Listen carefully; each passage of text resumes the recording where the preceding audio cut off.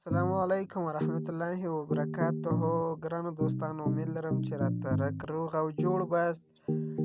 دوستانو، زه ستاسو کشر ورور بیا یو ځل ستاسو په خدمت کې حاضر یم د ټیکنیکل زده کړې چینل څخه. دوستانو، زما سه ورور پوښتنه کړې ده چې موږ څنګه کولی شو چې خپل چینل ته شورټ ویډیو اپلوډ کړو.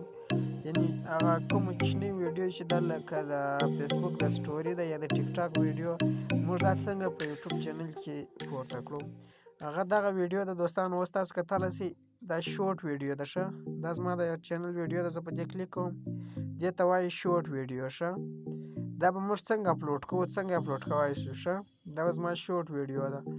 د دې دپاره د دې طریقه زه ګره درښیم دوستانو، نو نور وخت مو نه اخلم، ځو د ویډیو په طرف ویډیو شروع کوو.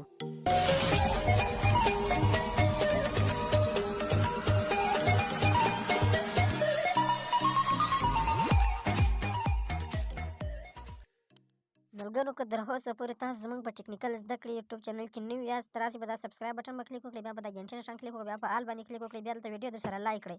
که کومه پوښتنه لرئ هغه په کمنټ کې ولیکئ دلته. ښه، او دوستانو، دغه طریقه چې تاسو زموږ په چینل کې وکړئ، بیا به تاسو زموږ سره ملګري سئ. بیا چې کومه ویډیو موږ اپلوډ کوو د ټولو تر مخه به تاسو پورې دررسېږي.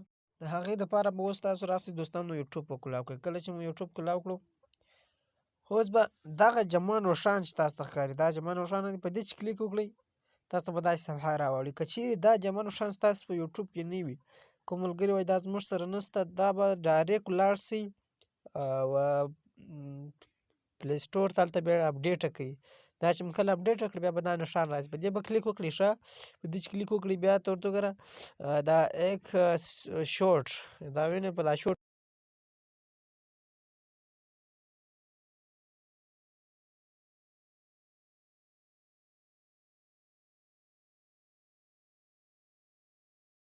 دغه سایډ کې به دغه نښان به کلیک وکړئ.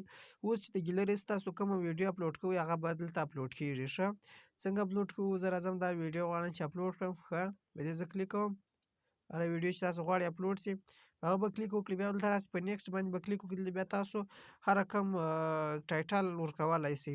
نو دوستانو، په دغه رقم تاسو کولی سئ چې خپل چینل ته شورټ ویډیو اپلوډ کړئ. نو خدای دې وکړي چې ویډیو مو خوښه سوې وي، ویډیو د ملګرو سره شریکه کړئ. که په چینل کې نوي یاست خامخا درسره سبسکرایب کړئ. وسلام.